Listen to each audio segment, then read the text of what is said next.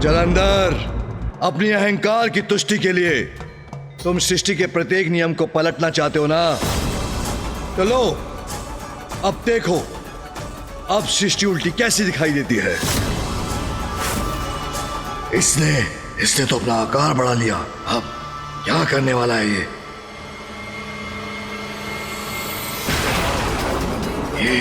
हाथ क्यों बढ़ा रहा है?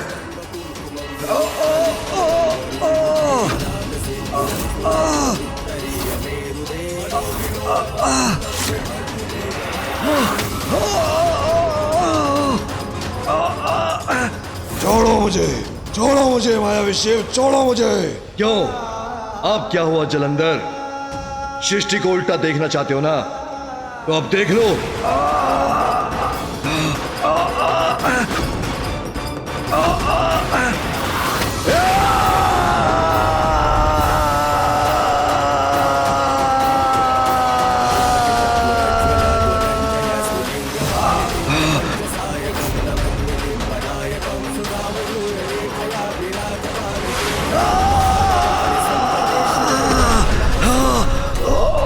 सबसे जलंधर हूं मैं, इतनी शीघ्र हार नहीं मानूंगा मैं। सबसे जलंधर हूं।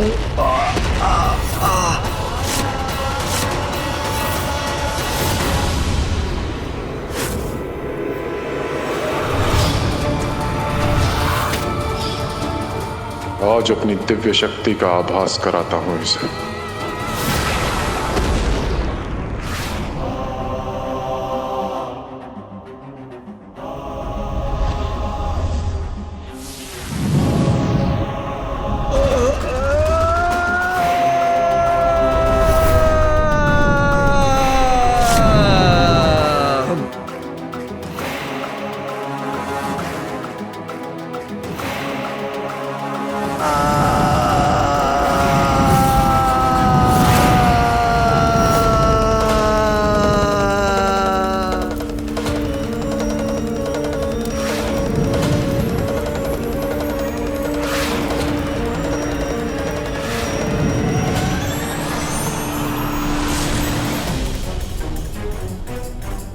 यही उचित है इस दुष्ट के साथ।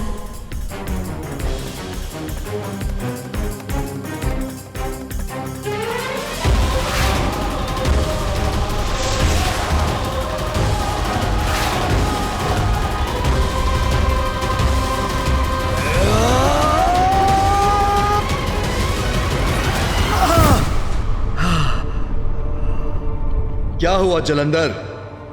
दर्शन हो गए सूर्य के पश्चिम में?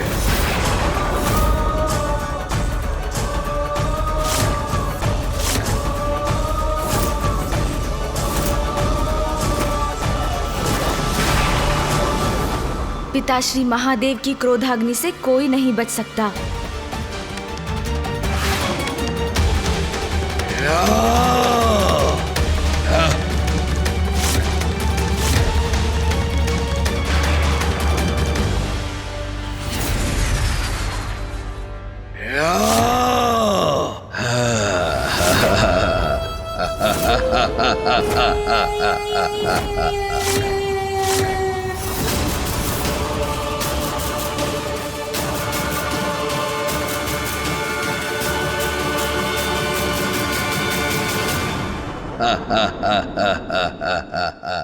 देखो शिव, कुछ नहीं हुआ मुझे, सुरक्षित हूं मैं। तुम्हारी ऊर्जा और सूर्य का ताप भी मुझे कोई क्षति नहीं पहुंचा सका।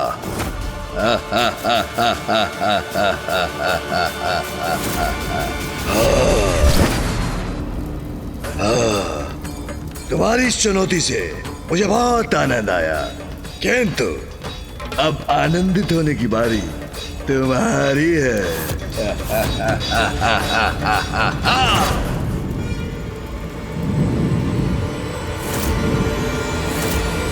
नहीं पिताश्री,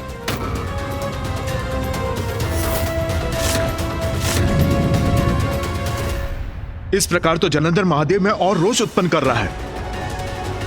महादेव के समक्ष खड़े होकर उनके इतने भीषण प्रहार सहने की शक्ति कैसे प्राप्त कर रहा है ये? मेरे प्रिय बलश्रेष्ठ का शिव भी कोई अहित नहीं कर सकते।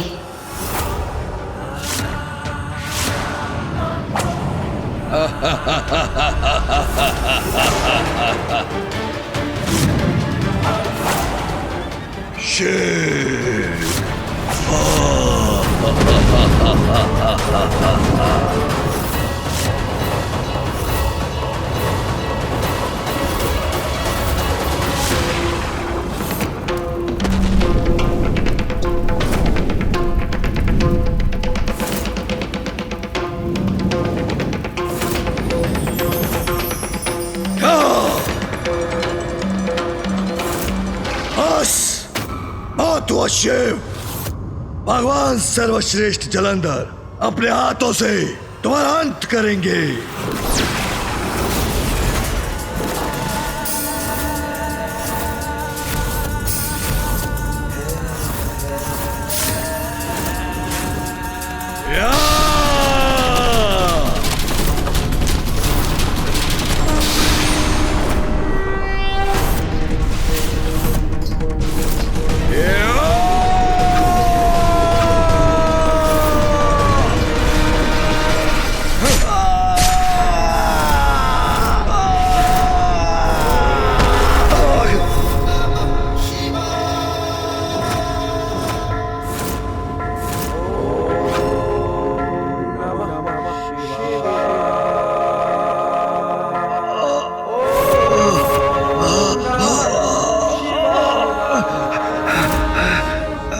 मूर्ख जलंधर, सभी को श्वास वायु से बाधित करना चाहते थे ना तुम वायुदेव।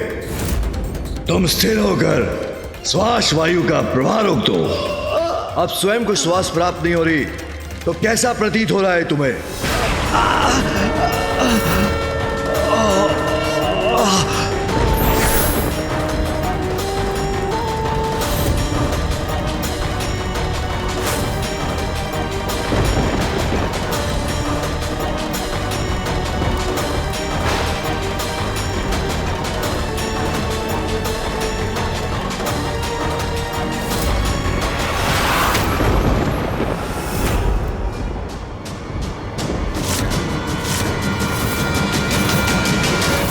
बस इतनी सी शक्ति, फिर भी तब स्वयं को ईश्वर कहलाते हो, फिर भी मुझसे उलझने की उद्दंडता कर रहे हो, वो भी भगवान सर्वश्रेष्ठ जलंधर से।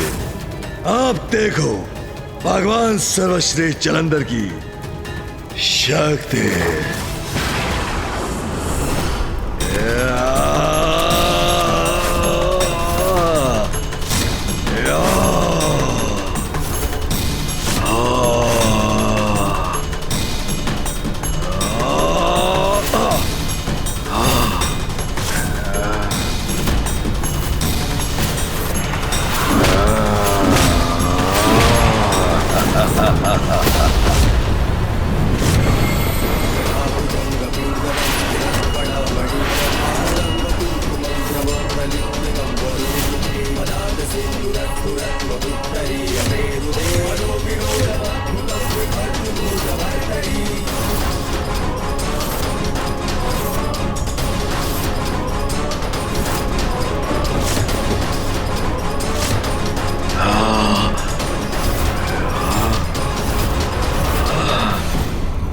पीछे क्यों जा रहा हूं?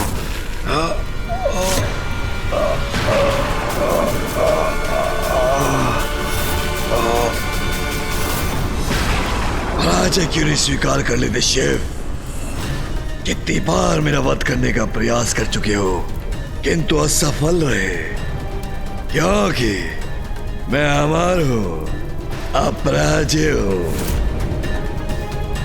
मैं भगवान जलंधर हूं, वो भी सर्वश्रेष्ठ। तुम्हारा यही अहंकार तुम्हारे अंत का कारण बनेगा जलंधर।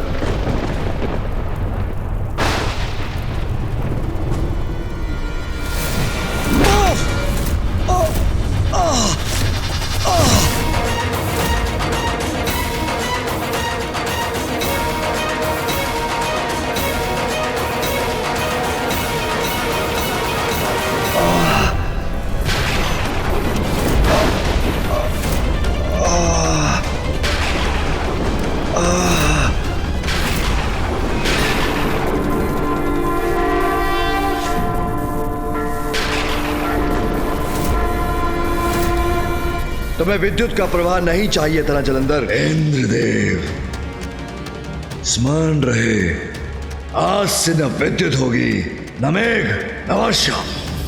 आज के बाद तुम कभी विद्युत प्रवाह नहीं देख सकोगे।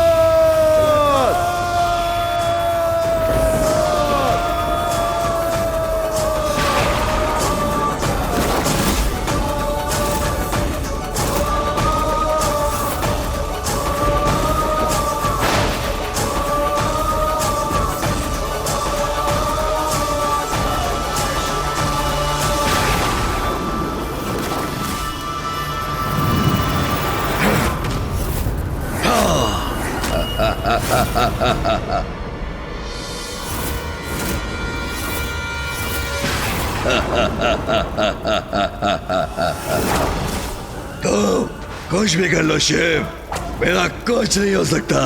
मेरा अंत असंभव है। न तुम न सृष्टि में कोई और मेरा वध कर सकता है।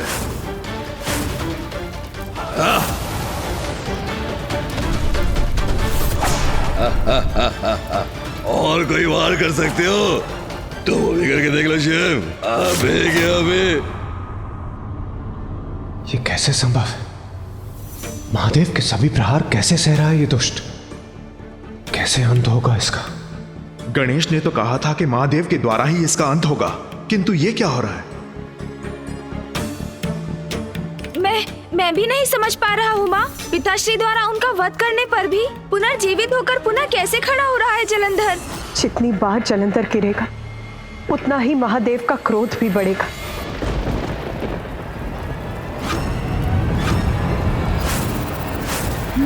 माँ, आपके इस कथन में ही हम सभी के प्रश्न का उत्तर छिपा है।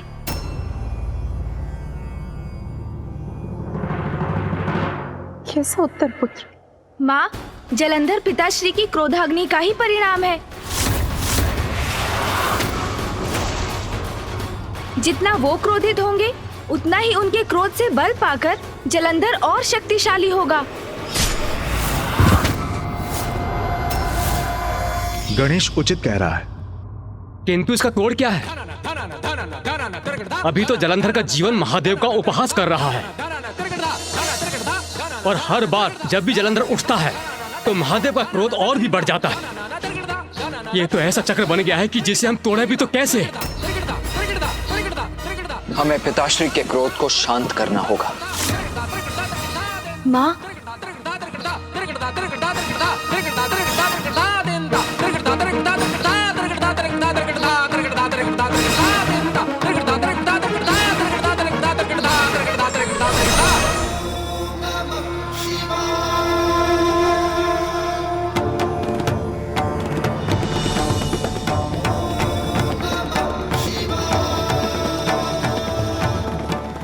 माँ, शिवलिंग का अभिषेक आरंभ कीजिए।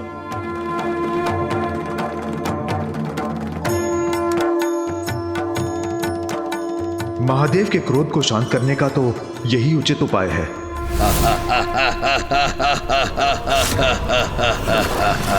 मेरा भगवान सर्वश्रेष्ठ जलंधर का तुम कुछ नहीं बिगाड़ सकते।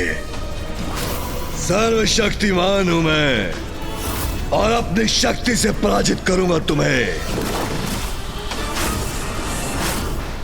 इस दुस्साहसी को अभी भी विश्वास है कि मेरा अहित कर सकता है। अहंकार जब इतना बढ़ जाए तो उसका परिणाम अहंकारी का संहार ही होता है।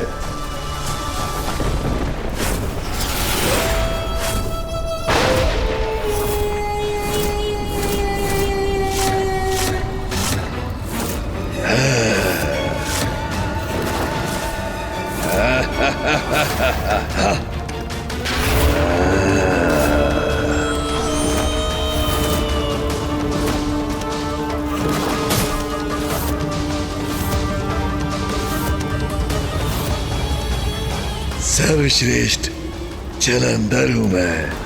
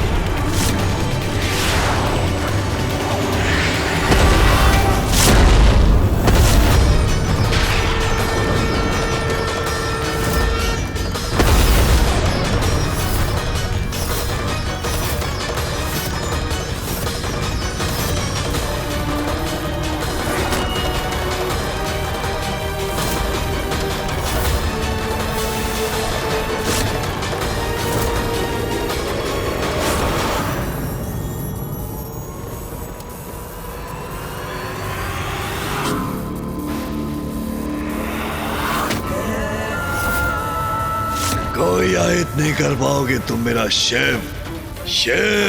अंत में तुम्हें भी नवीन भगवान के समक्ष नतमस्तक होना ही पड़ेगा। सारी सृष्टि तुम्हारी नहीं, नवीन भगवान के अनुसार चलेगी।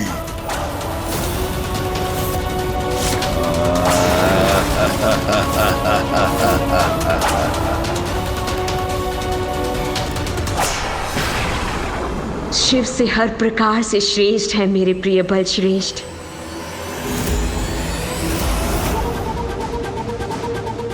असत्य कहा था उस ढोंगी शुक्राचार्य ने। मुझे तो पूर्व में ही समझ आना चाहिए था कि शिव भक्त है वो। इसलिए उसने मेरे प्रिय बल श्रेष्ठ को शिव से युद्ध ना करने का सुझाव दिया था। लेकिन कोई देखे तो मेरे प्रिय बल श्रेष्ठ को शिव से भी अधिक शक्तिशाली है वो, और इन्हें कोई पराजित नहीं कर सकता। ये शिव भी नहीं।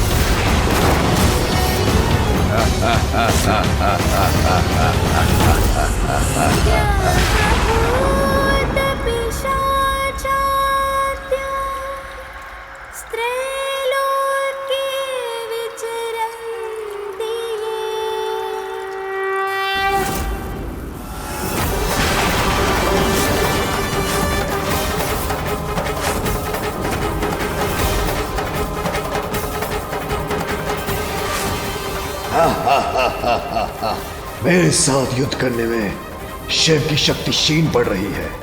कहा था ना, सर्वश्रेष्ठ जलंधर के साथ युद्ध करना मूर्खता है।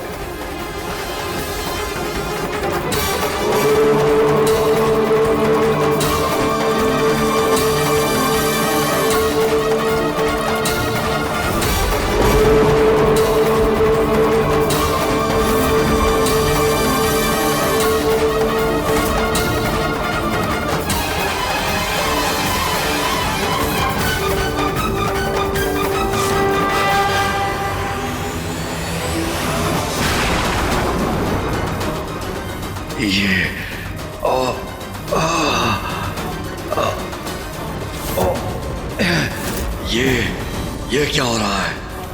अचानक दुर्बलता और थकान का आभास क्यों हो रहा है मुझे?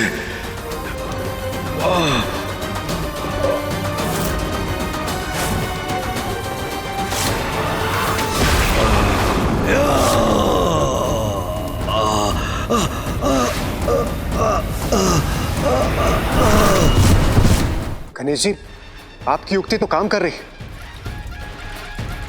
शिवलिंग का जल अभिषेक महादेव के क्रोध को शांत कर जलंधर को दुर्बल बना रहा। बुद्धि के देवता हैं गणेश, विघ्नहर्ता हैं, कठिन से कठिन और जटिल से जटिल समस्या का भी हल ढूंढ लेते हैं।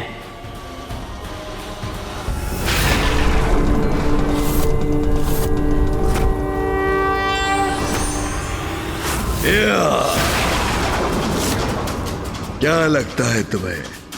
तुमने मुझे पराजित कर दिया? नहीं शिव, मुझे कोई पराजित नहीं कर सकता, कभी नहीं। कहा था तुमसे तुम्हें पाताल भेजूंगा, अब उसका समय आ गया है।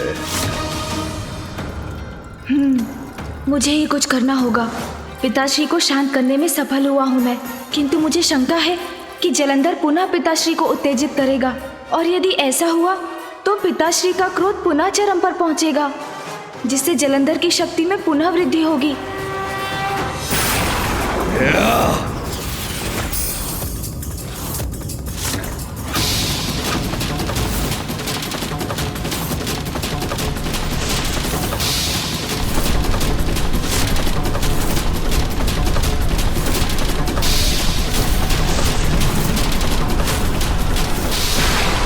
पिताश्री। पुत्र गणेश, तुम यहाँ क्या कर रहे हो? पिताश्री, आप क्रोध मत कीजिए, क्योंकि आपके क्रोध से ही जलंधर और भी शक्तिशाली होता है। आप अपना संयम बनाकर रखिए पिताश्री, शांत ही रहिए।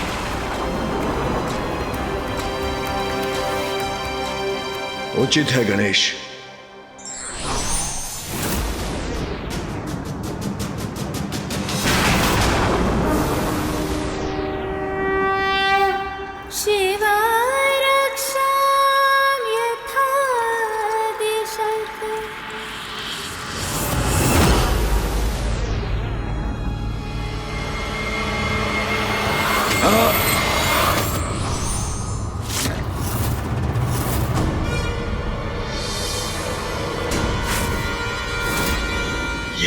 ये क्या कर रहा है?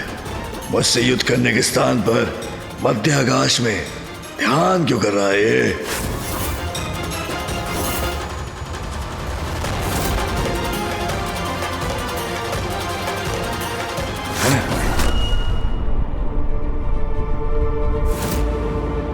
ये क्या कर रहे हो तुम? अवश्य कोई छल, कोई माया, मुझे भ्रमित करने के लिए।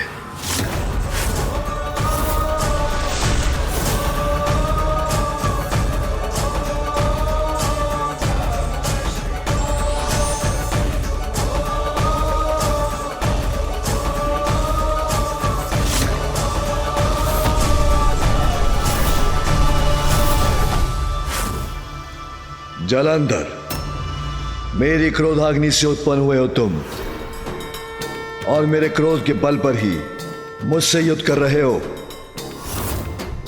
यदि स्वयं को इतना शक्तिशाली मानते हो तो मेरे क्रोध से अपनी शक्ति उत्पन्न करना बंद करो। मुझसे युद्ध करना चाहते हो ना, तो हूं मैं यहां, किंतु अपनी ही शक्ति से युद्ध करो। सत्य तो यह है, जन्म से जो तुम्हारी शक्ति है वो मेरी ही शक्ति है, किंतु पथ भ्रष्ट होकर तुम्हारे स्वरूप में मुझसे युद्ध कर रही है।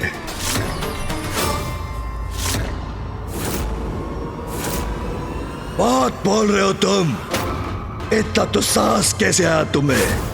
मुझे अपनी शक्ति जागृत करने की आवश्यकता नहीं, क्योंकि मैं भगवान हूं, तुम नहीं।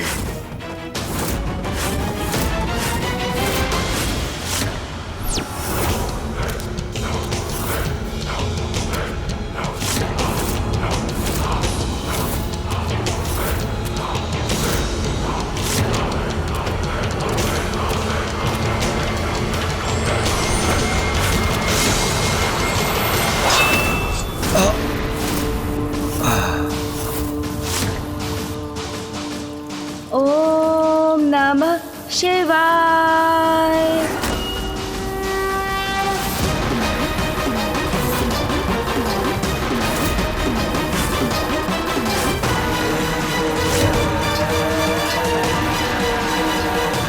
मेरे प्रहारों का तो उस पर कोई प्रभाव ही नहीं हो रहा। शांत है ये, मैं ही थक रहा हूं। ये कैसे संभव है? भगवान हूं मैं।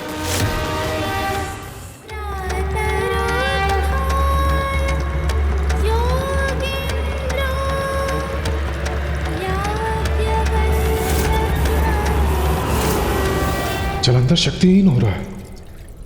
जब तक महादेव शांत रहेंगे तब तक जलंधर उनके समक्ष टिक नहीं पाएगा। बलश्रेष्ठ, अपने संपूर्ण बल से युद्ध कीजिए, पराजित कीजिए इस शिव को, दुर्बल मत पड़िए।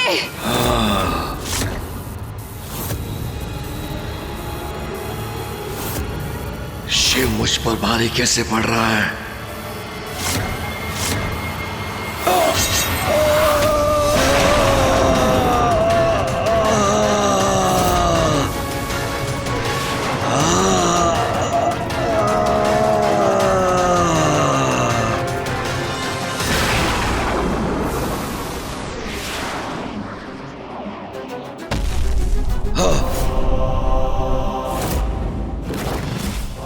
अब देखता हूं तुम कैसे सहते हो नवीन भगवान का सर्वश्रेष्ठ वार।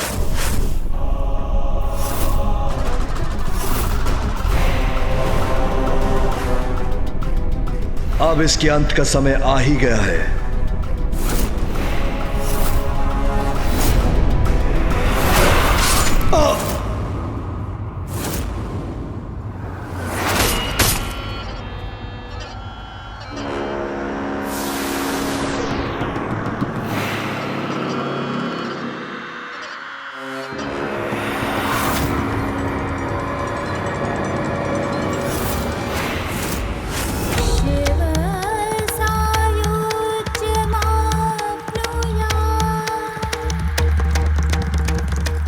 दुष्टता का अंत ऐसे ही होता है।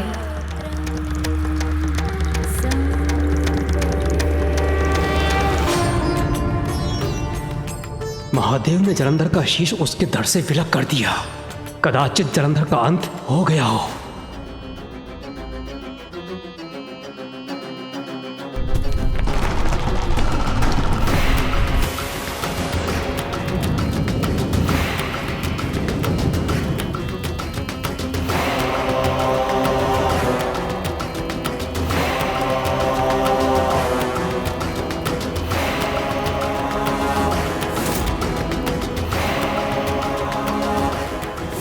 नहीं, ये कैसे संभव है?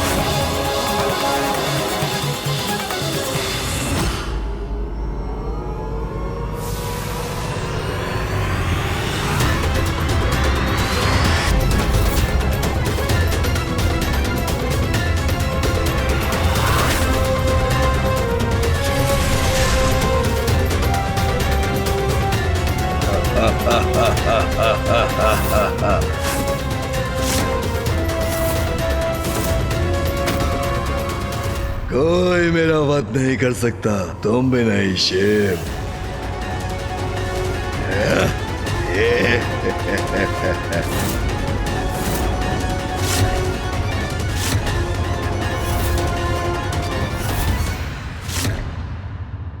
अनुचित किया तुमने, बहुत अनुचित किया।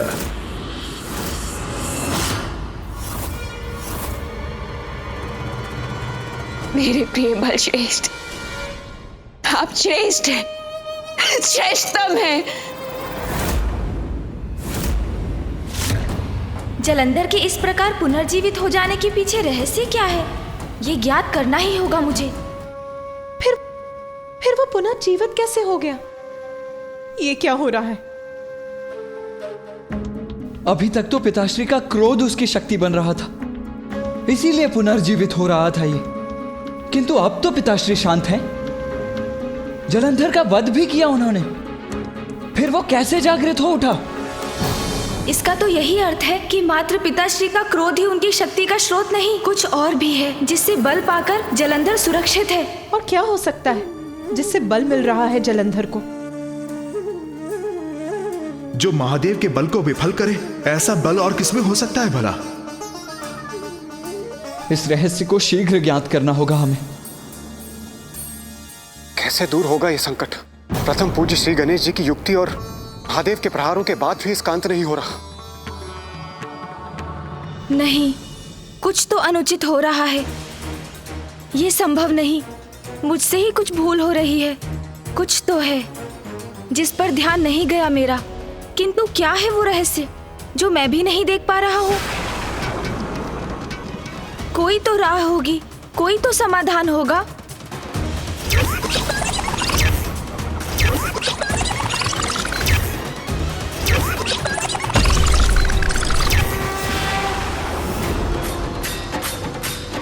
कुछ तो सुना था मैंने जब हम कैलाश लौटे थे और पिताश्री ने जलंधर को चुनौती दी थी। हाँ, अवश्य कुछ सुना था उस समय। क्या क्या सुना था गणेश तुमने?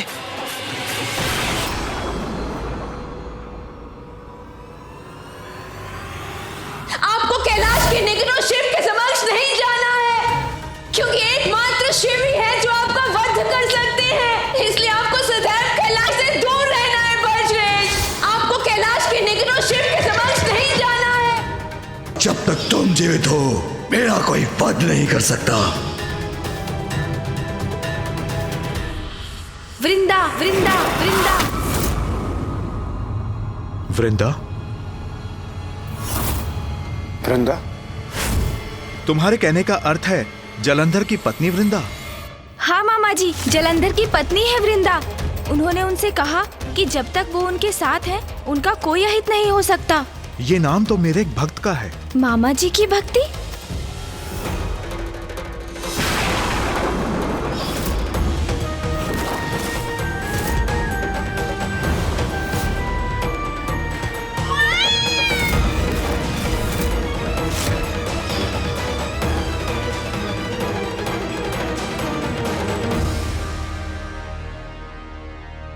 गणेश, जब तक वृंदा जीवित है, जलंधर का अंत असंभव है। जलंधर का अंत असंभव है। जलंधर का अंत असंभव है। ये तो विचित्र दुविधा उत्पन्न हो गई। वृंदा जी ही जलंधर जी के जीवन का आधार है, किंतु क्यों? ये आपने क्या कहा भ्राता नारायण? जब तक वृंदा जीवित है, जलंधर का अंत नहीं हो सकता। वृंदा के नाम से मुझे उस वरदान का स्मरण हो आया है जो मैंने उसे दिया था। एक समय था जब वृंदा मेरी बहुत बड़ी भक्त थी।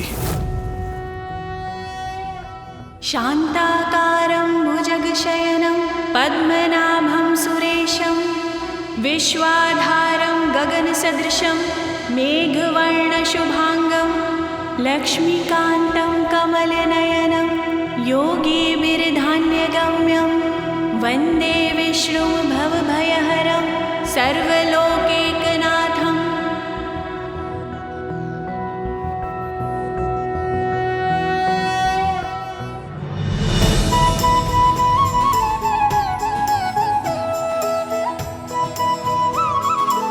तब मेरे प्रति वृंदा की अटूट श्रद्धा थी और वो मेरी ही भक्ति में डूबी रहती थी। उसकी भक्ति और तपस्या से प्रसन्न होकर एक दिवस मैंने उसे दर्शन दिया और उसे वरदान मांगने को कहा। प्रभु, अगर आप मुझे कोई वरदान देना ही चाहते हैं तो सदा सुहागिन रहने का वरदान दीजिए। मेरे जीवित रहते मेरे पति की कभी मृत्यु ना हो। संसार का कोई मनुष्य, कोई देवता, यहाँ तक कि त्रिदेव भी मेरे पति को मारने में सक्षम ना हो पाए। किंतु पुत्री, तुमने अभी तक तो अपने पति का चुनाव तो किया ही नहीं। मुझे विश्वास है प्रभु कि समय आने पर मेरे स्वामी का चुनाव भी हो ही जाएगा। जब भी वो मेरे समक्ष आएंगे और मुझे भा जाएंगे तो मैं भी उनका चुनाव कर लूंगी और फिर आपके वरदान से वो सदा मेरे साथ रहेंगे। मेरे जीवित रहते उनकी कभी मृत्यु नहीं होगी। तथास्तु, तथास्तु, तथास्तु। मैं आपसे ये वरदान पाकर धन्य हो गई प्रभु। कल्याण हो पुत्री।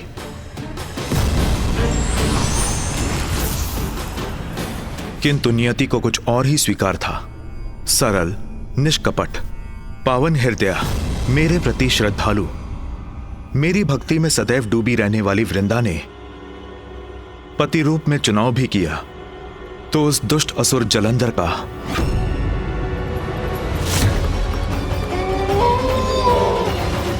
विश्वास ही नहीं होता। जलंधर की पत्नी वृंदा मामा जी की भक्त, कुछ स्पष्ट नहीं हो रहा है। जब तक वृंदा जीवित है जलंधर का अंत असंभव है। असंभव है मेरा अंत। मैंने सुना था तुम त्रिकालदर्शी हो, सब ज्ञात है तुम्हें, किंतु मिथ्या सुना था मैंने, सब मिथ्या है। अंततः मेरे वध के इतने व्यर्थ प्रयास नहीं करते तुम। अभी भी समझ जाओ शिव, समझ जाओ, शरणागत बन जाओ।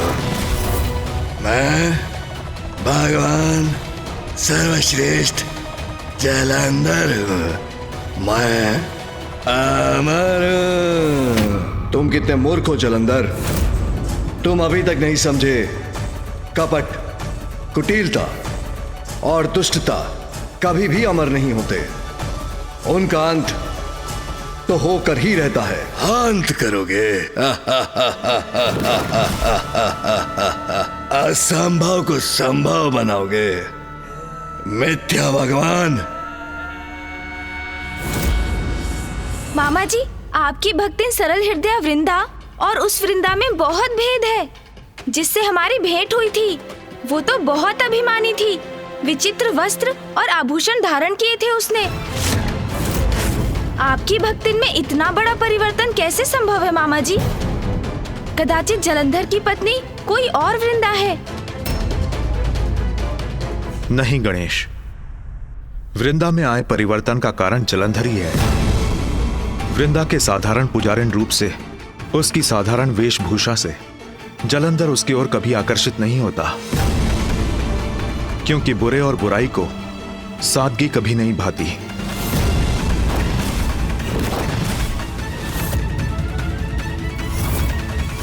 वृंदा मेरी भक्त होकर भी अच्छाई और बुराई में भेद न कर सकी और उसके हृदय में जलंधर को पाने की कामना बढ़ने लगी। हमारी अनुचित कामनाएं हमें पाप की ओर ले जाती हैं। वही वृंदा के साथ भी हुआ। वो मेरी भक्ति त्याग कर जलंधर की कामना करने लगी, यहां तक कि जलंधर को पाने की लालसा में उसने जलंधर जैसा बनने का निर्णय भी ले लिया। अब से मैं भक्ति के मार्ग को त्याग कर वही मार्ग अपनाऊंगी जिससे वो आकर्षित होकर मेरी ओर चले आएंगे। और बुराई को बुराई अपनी ओर खींची लेती है। जब वृंदा बुरी बनी तो जलंधर उसकी ओर आकर्षित भी हुआ। वृंदा हूँ और मुझे ये वरदान प्राप्त है कि मेरे जीवित रहते मेरे पति की मृत्यु कभी नहीं हो सकती।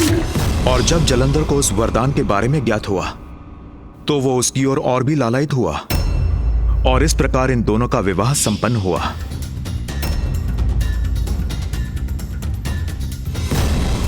गणेश, जब तक वृंदा जीवित है वो सदा सुहागन रहेगी, अर्थात वृंदा के जीवित रहते जलंधर का अंत असंभव है। जलंधर का अंत असंभव है। जलंधर का अंत असंभव है।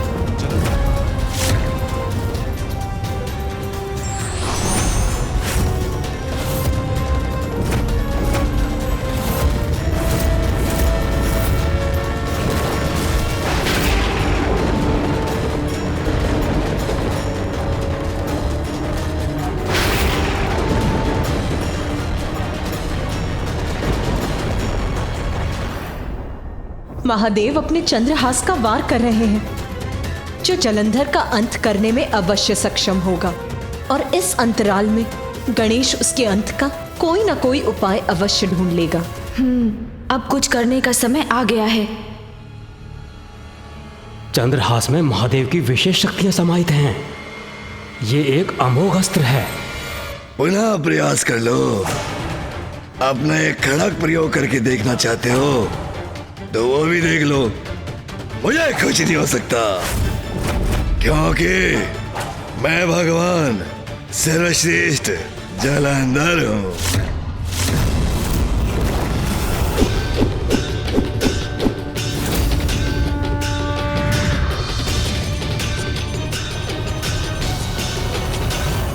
ये खड़क तो दिव्य प्रतीत होता है। कहीं उस वृद्ध असुर गुरु का कथन सत्य तो ना हो जाए।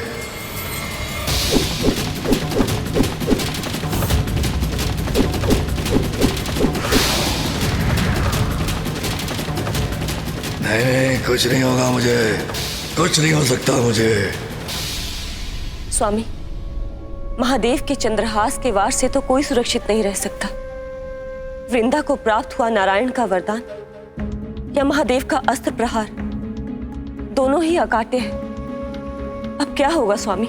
देवी, जलंधर साधारण असुर नहीं है, महादेव की क्रोधाग्नि से उत्पन्न हुआ है और उस नारायण के वरदान से सुरक्षित भी है।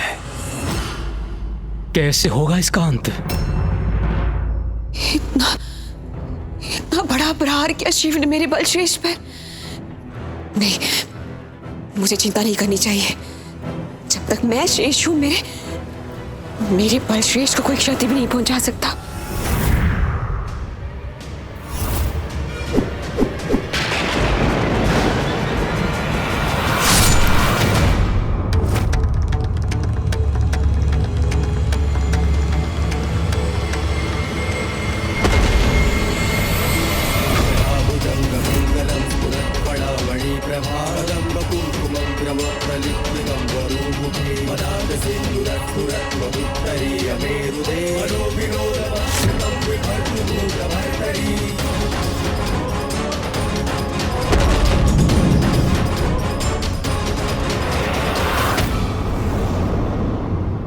महादेव का चंद्रहास प्रहार कभी व्यर्थ नहीं हो सकता।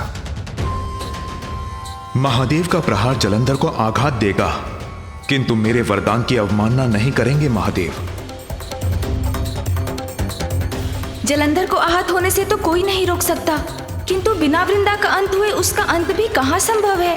ये तो विकट स्थिति उत्पन्न हो गई।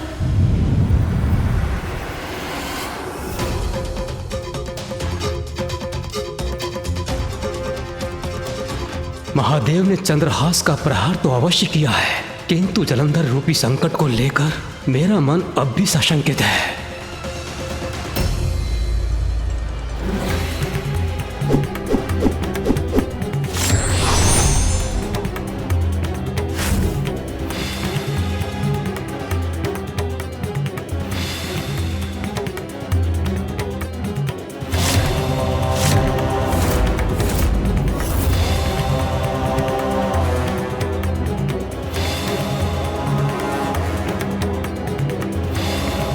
आपने उचित ही किया नाथ, किंतु ये क्या देख रही हूं मैं? उमा अचंभित और चिंतित क्यों हो उठी?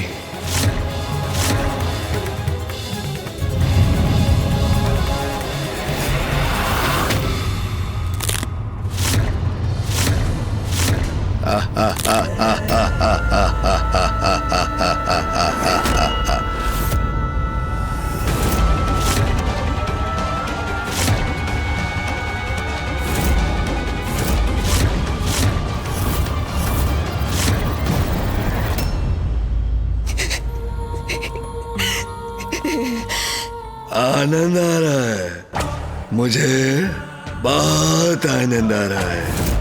अरे स्वयं को महादेव पुकारते हो और मेरा वध नहीं कर पा रहे, कैसे महादेव हो तुम? बहुत मूर्ख हो जलंधर। दीपक की लौ बुझने से पूर्व एक बार अवश्य फड़फड़ाती है। उसी प्रकार तुम्हारा पुनर्जीवित होना उसी लौ के समान है जो शीघ्र बुझने वाली है। ओह, मेरी शंका उचित ही थी। संकट टलने में अभी समय शेष है। अपने सबसे प्रचंड अस्त्र का प्रयोग किया शिव ने, लेकिन फिर भी मेरे बलश्रेष्ठ जीवित हैं।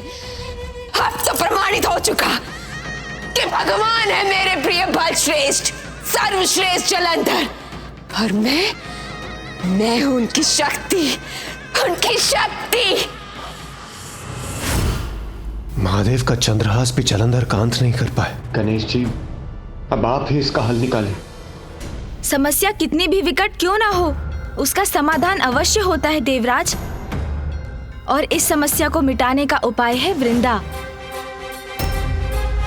अब मैं स्वयं उनके पास जाऊंगा, क्योंकि उनकी मुक्ति का समय अब आ गया है, जिसके लिए वो नारायण की भक्ति कर रही थी। किंतु पुत्र गणेश, तुम क्या कहोगे उससे? कैसे समझाओगे उसे? मेरा विश्वास कीजिए मामा जी, जो उचित है वही कहूंगा और वही करूंगा भी। हाँ,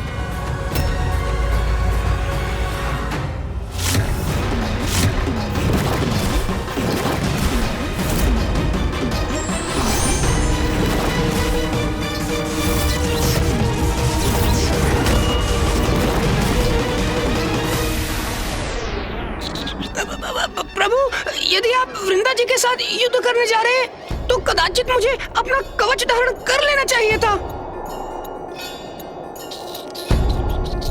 कभी कभी जो कार्य शक्ति नहीं कर सकती वो कार्य युक्ति से हो जाता है मूषक जी।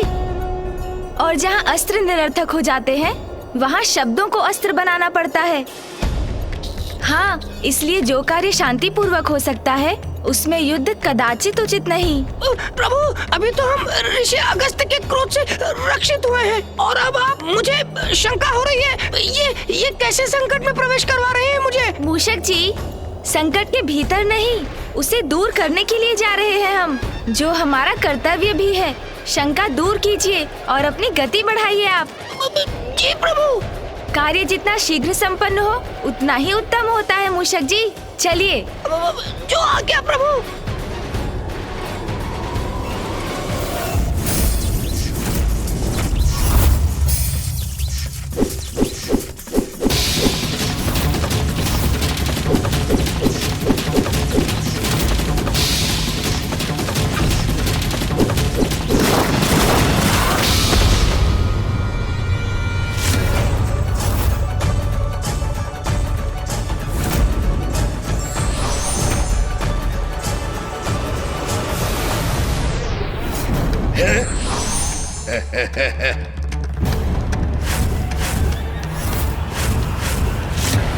त्रिदेव भी मेरा वध नहीं कर सकते। त्रिदेव भी मेरा वध नहीं कर सकते। अमर हूं मैं, भगवान हूं मैं। अमर हूं मैं, भगवान हूं मैं। अमर हूं मैं, भगवान हूं मैं। बस, अब चिंता की कोई बात नहीं है। अब ये शिव चाहे कितनी भी बार मेरे बलश्रेष्ठ का वध क्यों ना कर ले, मेरे बलश्रेष्ठ पुनर्जीवित हो उठेंगे। फिर एक समय आएगा जब ये शिव अपनी पराजय स्वीकार करने के लिए विवश हो जाएगा। मुझे मेरे प्रिय बलश्रेष्ठ के लिए उनका प्रिय और स्वादिष्ट भोजन तैयार करना चाहिए। ये कभी भी विजयी होकर लौट सकते हैं।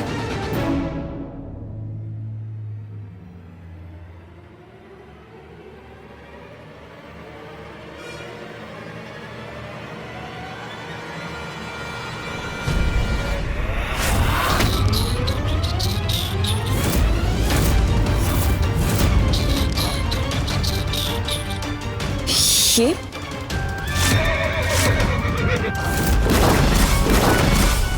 तो वही गजमुख बालक है, शिव पुत्र है ये।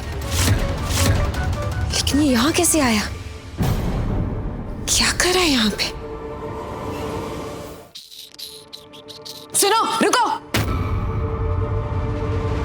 यहाँ क्या कर रहे हो तुम? रुको! ए, रुको तुम दोनों!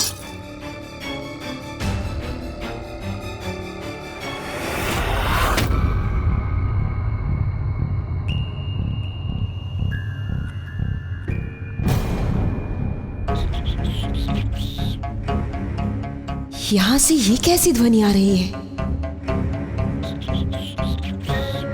चौरे कर्म करने वाला छिपने का कितना भी प्रयास कर ले, अपने चिन्ह छोड़ता ही है।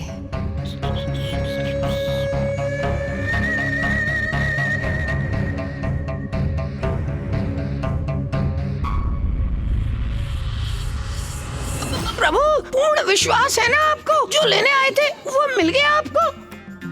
हाँ मूषक जी, मैं इसमें कोई भूल नहीं कर सकता। ये तो मैंने जलंधर जी के कक्ष से ही ढूंढ निकाली है। प्रभु, प्रभु, एक बार मुझे भी दिखाइए ना।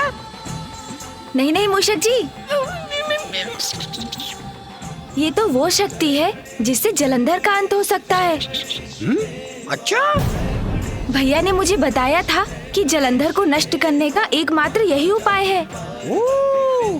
आपको ज्ञात है, उसकी समस्त शक्तियों का स्रोत है ये शक्ति। हम इसे कहीं दूर ले जाकर नष्ट कर देते हैं मूषक जी, और तब उसके पश्चात उधर जलंधर स्वयं को नष्ट कर लेगा। हाँ, चलिए मूषक जी। रुको।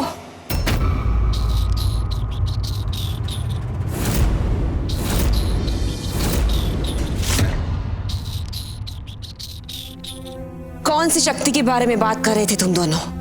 क्या लेके जा रहे हो यहाँ से? प्रभु, ये तो उचित नहीं हुआ। इन्होंने तो सब कुछ सुन लिया। अब क्या होगा? शक्ति? कैसी शक्ति? ये आप क्या कह रही हैं? मुझे तो कुछ भी ज्ञात नहीं। मुझे छलने का प्रयास मत करो, मैं सब सुन चुकी हूँ। दिखाओ मुझे वो शक्ति।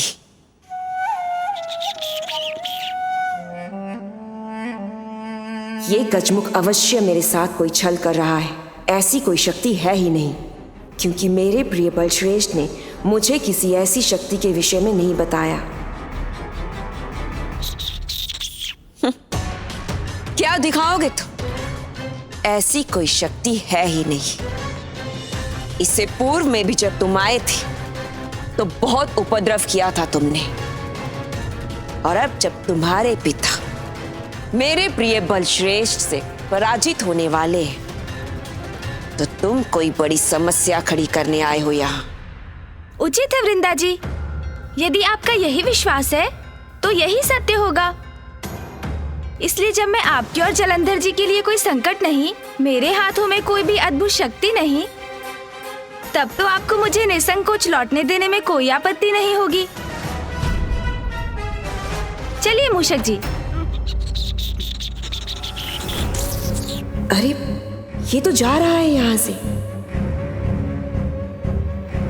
कदाचित मुझे देख लेना चाहिए कि इसकी मुट्ठी में है क्या।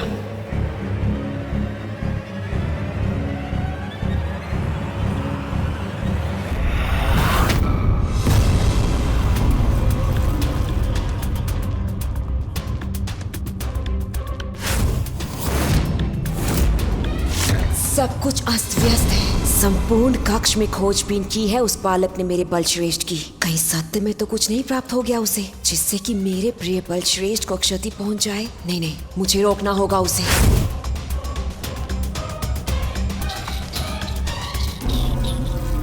रुको! वो शक्ति मुझे दो। चलिए चलिए मूषक जी, शीघ्रता कीजिए।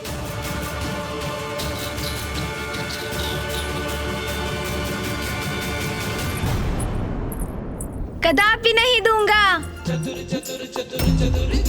कभी नहीं दूंगा। इस शक्ति को यहाँ से कहीं दूर ले जाऊंगा मैं। आपको कभी नहीं दूंगा इसे मैं।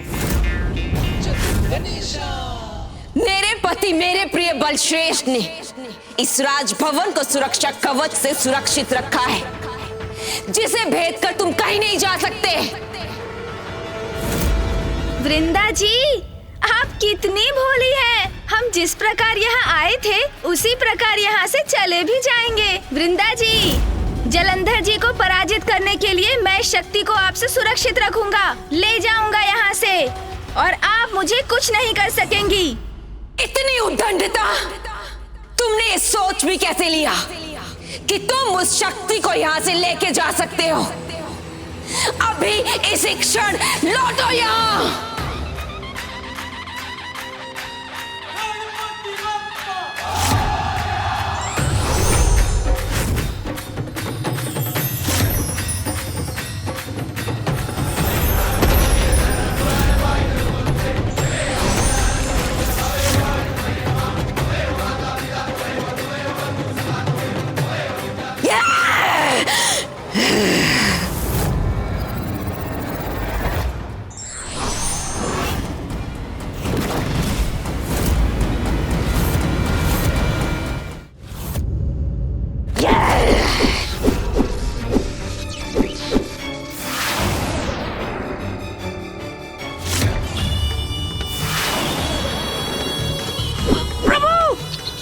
मूषक जी संभालिए। वृंदा जी का क्रोध बढ़ता ही जा रहा है। प्रभु!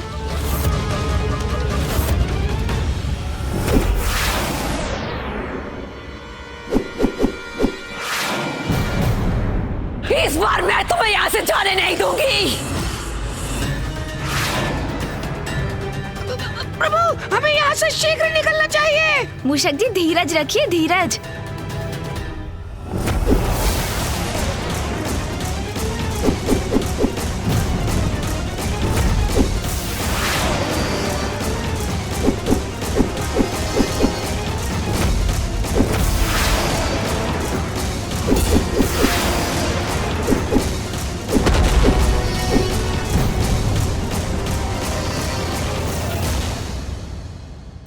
पुत्र गणेश, वो सुरक्षित तो है।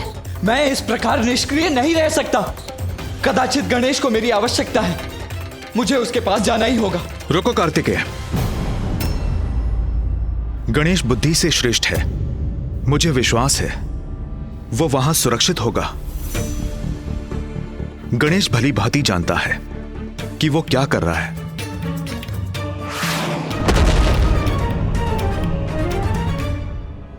कैसी विडंबना है ये। एक और गणेश वृंदा को संभाल रहा है और दूसरी ओर पिताश्री जलंधर से युद्ध कर रहे हैं, और मैं किसी की कोई सहायता नहीं कर पा रहा हूं।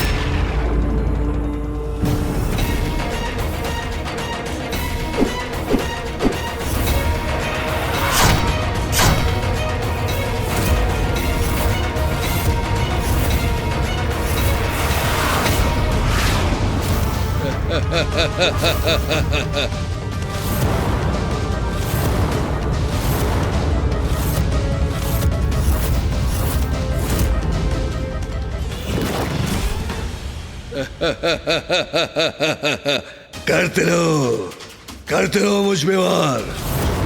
समय की कमी नहीं है मेरे पास, क्योंकि मैं भगवान सर्वश्रेष्ठ जलंधर हूं।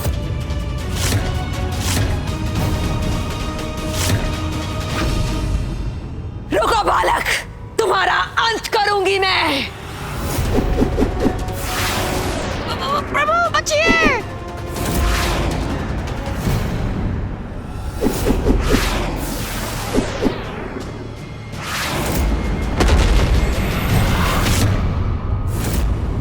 इस बार मैं तुम्हें यहां से जाने नहीं दूंगी।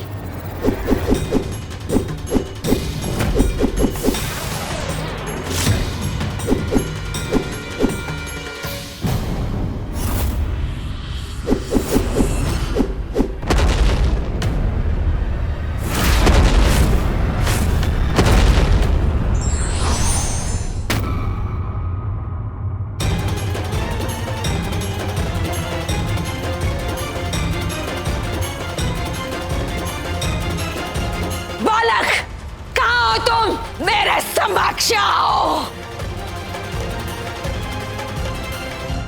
इधर देखिए वृंदा जी, मैं तो यहाँ हूँ। वृंदा जी, ये शक्ति तो आपको संभालकर सुरक्षित रखनी चाहिए थी। अब जब मुझे ये शक्ति प्राप्त हो गई है और आपको ज्ञात हो गया है कि आपके पति पराजित होने वाले हैं, तो आप ऐसा उपद्रव कर रही हैं। किंतु मैं अब विलंब नहीं कर सकता। चलिए मूषक जी। जी प्रभु।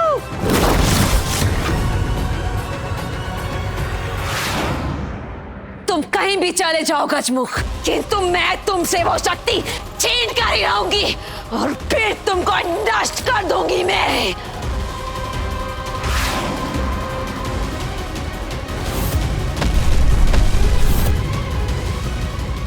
चतुर गणेश अंततः वृंदा को उस स्थान तक ले ही आया जहां वो लाना चाहता था। अब देखना है कि वो कैसे जलंधर के अमृतत्व के वरदान को खंडित कर इस संकट को हरता है। मूषक जी, शीघ्रता कीजिए। जी प्रभु।